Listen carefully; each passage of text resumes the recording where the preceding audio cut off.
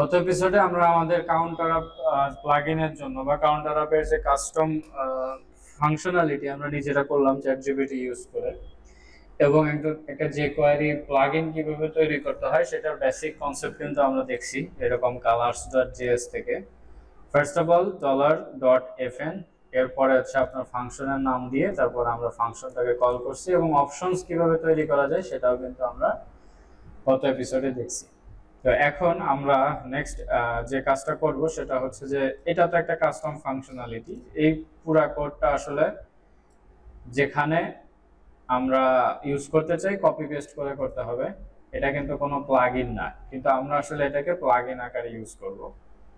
অর্থাৎ আমরা এই কোডটাকে একটা স্ক্রিপ্টস ফাইলের মধ্যে রেখে আমরা যদি কোনো প্রজেক্টসে এটা ইনক্লুড করতে চাই, আমরা জাস্ট কি করব, ওই প্রজেক্টসের এই কোডটাকে জাস্ট এই ফাইলটাকে লিংক আপ করাই আমরা যেটাকে কাউন্টার আপ করতে চাই সেখানে আমরা এই ফাংশন দিয়ে স্টার্ট করে দেবো। এবং এখানে আমরা দুই একটা অপশন রাখতে পারি, যেরকম অলরেডি আমরা ডাটা ফিল্টার দিয়ে রাখছি সম্ভবত, এই যে এখানে ডাটা টার্গেট দিয়ে আসলে টার্গেটটা রাখা হয়েছে, এবং ডাটা ডিউরেশন দিয়ে আমাদের এখানে এটা কত সেকেন্ড সময় নেবে সেটাও কিন্তু এখানে বলা হয়েছে খুব ইজিলি। কারণ হচ্ছে এইভাবে করার ফলে কি হবে, প্রত্যেকটা আইটেমে কিন্তু ডাইনামিক, প্রত্যেকটা আইটেমে এখানে ডাইনামিক। এখানে আসলে জাস্ট একবার যদি আমরা কাউন্টার অফ ফাংশনটাকে রান করে দেই তাহলে আমাদের এই ফাংশনটা একবার রান হয়ে গেলেই বাকি সবকিছু কিন্তু আমরা HTML থেকেই কন্ট্রোল করতে পারতেছি খুব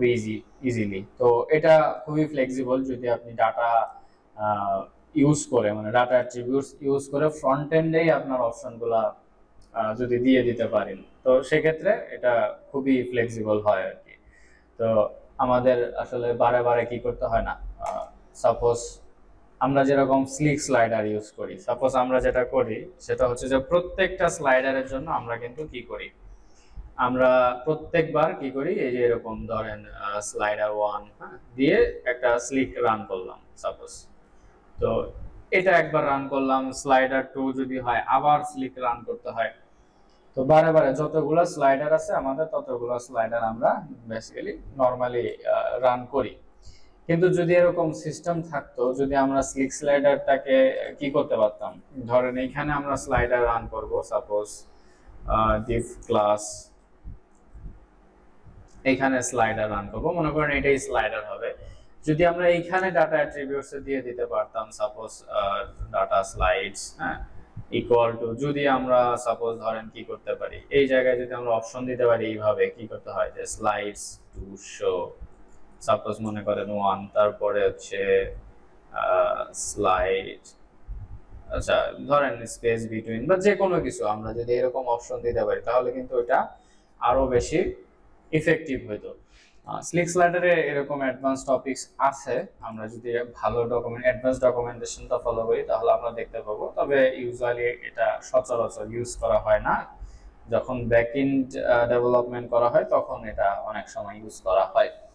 তো এখন ব্যাপারটা হচ্ছে যে আমরা চেষ্টা করব ম্যাক্সিমাম টাইমে যদি আমরা ফ্রন্ট এন্ড থেকে অপশনগুলো কন্ট্রোল করতে পারি, ওটা হচ্ছে একদম বেস্ট একটা ওয়ে, বেস্ট একটা সলিউশন এবং ইজি একটা সলিউশন হবে। তো যাই হোক, আমরা এই কোডটাকে কি করব, প্লাগইন আকারে আমরা রেন্ডার করব। তো সাপোজ ধরেন এখানে আমরা নতুন একটা ফাইল তৈরি করি, সেটা হচ্ছে যে counter up, suppose counter up .js। আচ্ছা, এই জায়গাটাতে আমরা কি করব, কাউন্টার আপের জন্য একটা ফাংশন তৈরি করব। সো সাপোজ এইভাবে আমরা যেটা করি নরমালি, তো কাউন্টার আপ আমরা যদি করি কি, কাউন্টার আপ নামে একটা ফাংশন আমরা তৈরি করলাম, সাপোজ এক্স্যাক্টলি এইভাবে, কাউন্টার আপ। তো ইকুয়াল টু আমরা কি করলাম, এখানে ফাংশন দিব। ওকে, এটা হচ্ছে আমাদের প্লাগইনের ফাংশন। তার মানে এই কাউন্টার আপ লিখে যদি ফাংশনটাকেও রান করে আর আমাদের ফাংশনটা রান হয়ে যাবে, এই হচ্ছে ব্যাপার। তো এখানে অপশনস দিলে আমরা আসলে কি করতে পারি, অপশনগুলো দিতে পারি। তো যেহেতু আমরা অপশন, এখানে আমাদের সবগুলো জিনিসই আসলে কাউন্টার আপের বেসিক ফাংশনগুলো কি, ডাটা টার্গেট মানে কত পর্যন্ত যাবে, এবং ডাটা ডিউরেশন, এটা অলরেডি কিন্তু আমাদের কি করা আছে, এখানে HTML এ দেওয়া আছে। তো সেক্ষেত্রে আমাদের অপশন বানানোর আসলে এখানে দরকার নেই।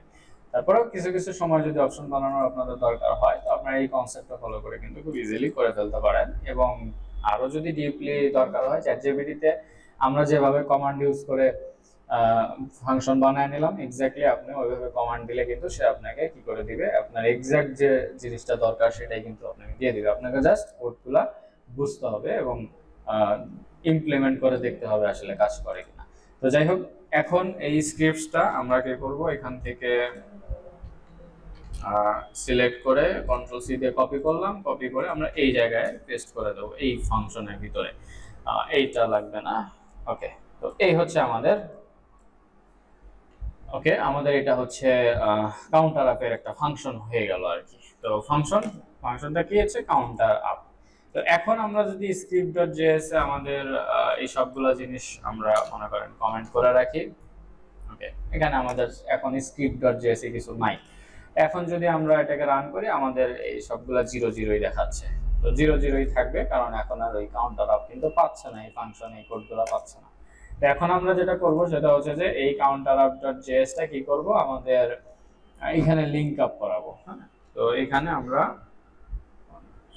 ওকে, এখানে আমরা এটাকে লিংক আপ করায় দেব। সো counterup.js এটা লিংক আপ করায় দিলাম। তো এই লিংক আপটা কি হলো, এই কাউন্টারআপ ফাংশনটাকে সে রান করলো, মানে ওখান থেকে কল করতেছে। এখন যদি আমরা রিলোড দিই, তারপরেও কিন্তু সে রান করবে না, এখন কিন্তু রান করবে না, কারণ কি আমরা আসলে ইনিশিয়ালাইজ করি নাই যে কোনটা আসলে রান করবে। তো এই হচ্ছে ব্যাপার। তো এখন দেখেন আমরা যেটা করতে পারি সেটা হলো এইখানে যে ক্লাসটা আছে, হ্যাঁ, তো এই যে কাউন্টার যে ক্লাসটা আছে, এটার মধ্যে ধরেন কি আছে, এই কাউন্টার সবসময় কিন্তু আমাদের ওই ক্লাসটা কিন্তু এক্স্যাক্টলি ওই সেম জিনিসটা রাখতে হচ্ছে, এটা হলো একটা ব্যাপার। তো এখন যে বিষয়টা, এই ক্লাসটা তো আমাদের এখন ডায়নামিক করতে হবে, তাই না? তো এই ক্লাসটা ডায়নামিক করার জন্য আমরা আসলে কিভাবে করতে পারি, দেখেন আসলে এইখানে আমরা তো ওই ক্লাস দিয়ে আসলে করি নাই, আমরা তো সরাসরি ভাবে দিস এলিমেন্ট ইউজ করছি, মানে যেখানেই যা খুশি ক্লাস আমরা দেই না কেন, দিয়ে যদি কি করি, কাউন্টার আর ফাংশনটা রান করি, তাহলে কাজ হয়ে যাবে। তো এই হচ্ছে ব্যাপার। তো এখন আমরা যেটা করব, এই ক্লাসটা তো স্ট্যাটিক ভাবে রাখা যাবে না, আমাদের স্ট্যাটিক ভাবে ধরেন আমাদের এখানে কাউন্টার আর ক্লাস নাই থাকতে পারে, অন্য কোনো ক্লাস থাকতে পারে। সাপোজ এখানে যদি আমি চেঞ্জ করে দেই ওকে কাউন্টার আপ, তাহলে কিন্তু আর এটা কাজ করবে না।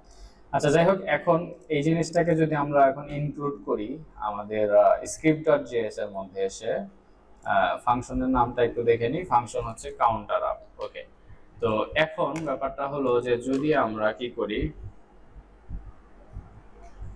সাপোজ কাউন্টার এটা নামে যে ক্লাসটা আছে, এখানে আমরা এই ফাংশনটাকে রান করে দিলাম সাপোজ। ওকে, ফাংশন হচ্ছে এটা কাউন্টার আপ, কন্ট্রোল সি। ওকে, কাউন্টার আপ, আমরা এই ফাংশনটাকে এখানে কল করলাম। তো এখানে কল করার ফলে আসলে কি হবে, দেখেন একদম লাস্ট যেটা আছে সবগুলো এখানে রেন্ডার হচ্ছে, কিন্তু এই ফার্স্ট যেটা আছে সেটা কিন্তু আর রেন্ডার হচ্ছে না। ওকে, আচ্ছা, ফার্স্ট যেটা আছে সেটা কিন্তু রেন্ডার হচ্ছে না, কারণ হলো যে আমরা কি করি নাই, এটা তো আসলে হওয়ার কথা না, কারণ আমরা তো জাস্ট কাউন্টার আপে যদি ফলো করি, তাহলে কাউন্টডাউন হবে কিসে, কাউন্টডাউন হবে তো হচ্ছে ডট কাউন্টার যেখানে থাকবে সেখানে, তাই না? তো সেক্ষেত্রে আমরা যদি কাউন্টার আপে যে রান করি, এইখানে এই যে কাউন্টার হাইফেন দিয়ে আপ, এই এলিমেন্টটাকে মনে করেন আমরা কাউন্টডাউন বানাবো, এই এলিমেন্টটাকে আমরা কাউন্টডাউন বানাবো, তাহলে আমরা কিন্তু এই এলিমেন্টগুলোকে কাউন্টডাউন বানাচ্ছি না, মানে কাউন্টার আপ বানাচ্ছি না। তো সেক্ষেত্রে এখন যদি রিলোড দিই, তাহলে দেখবেন যে ওই তো আগের গুলাই কিন্তু সে করতেছে, মানে কাউন্টার আপ হচ্ছে, এর যে যাকে আমরা টার্গেট করছি সেটা কিন্তু হচ্ছে না, এটা তো একটা প্রবলেম। তো এখন আমরা আসলে এই স্ট্যাটিক ক্লাসটা চেঞ্জ করে আমাদের ডাইনামিক কিছু দিতে হবে, ঠিক আছে? এই হচ্ছে ব্যাপার। তো এখন এটাকে ডাইনামিক যদি আমরা কিছু দিতে চাই, তাহলে আসলে এখানে আমাদের কি করা উচিত, আমাদের আসলে এখানে সাপোজ ধরেন আমাদের যে ফুল কোড যেটা আছে সেটা যদি আমরা একটু ফলো করি, আচ্ছা, হ্যাজ কাউন্টেড, যাই হোক, এগুলাতে তেমন কিছু নাই, ডাটা ডিউরেশন, ডাটা টার্গেট, এর দুটা তো থাকবেই, আর এখানে সবগুলা ডাইনামিক দিস করাই আছে সবগুলা। ওকে, জাস্ট এই জায়গাটাতে আমাদের চেঞ্জ করতে হবে। তো এখন আমরা এখানে চেঞ্জ করতে চাইলে কি করতে পারি, আমরা এই ফাংশনটাকে আমাদের একটু আপডেট করা লাগবে।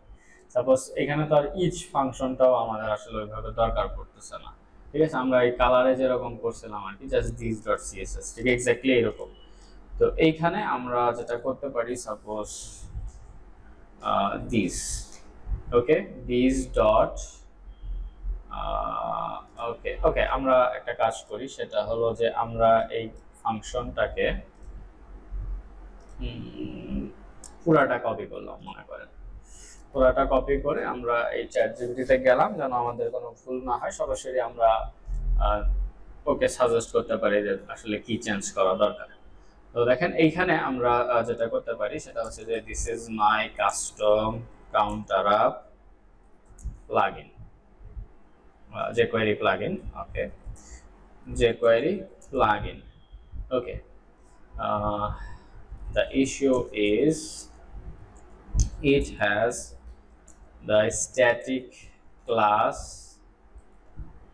counter, okay, all time. I want to make this class dynamic so that every time I can run counter up function, acha, counter up function for every element, okay.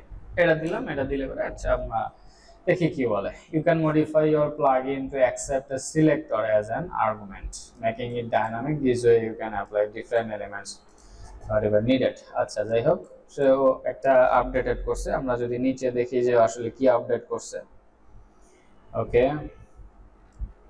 added to the elements that have been already animated, আচ্ছা, ওকে, count up span, যাই হোক, এইখানে এই যে count up দিয়ে counter up এইভাবে যদি run করা যায় তাহলে ঠিক আছে। এখন কি কি এডিট করছে, কি কি এডিট করছে সেটা হচ্ছে আমাদের একটু দেখার ব্যাপার। এই জায়গায় দেখেন চেক কাউন্টার্স, ওকে, এই যে সিলেক্টর, এই সিলেক্টর এখানে যেটা হয়েছে সেটা হচ্ছে যে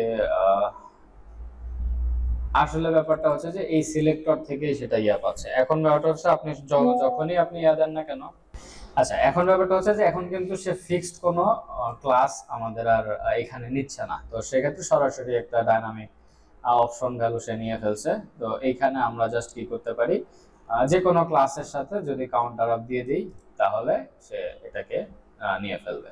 এই হচ্ছে ব্যাপার। তো জাস্ট এখানে একটা অপশন দিচ্ছে, দেওয়ার পরে এই যে সিলেক্টর ধরেই আসলে ইচ ফাংশন রান করে দিচ্ছে। যাই হোক, এটাকে আমরা কপি করে জাস্ট আমরা যদি এখানে পেস্ট করে দিতে পারি, এটা তো আমাদের লাগতেছে না, এটা আমরা রান করব হচ্ছে আমাদের HTML এর ভিতর, ওকে।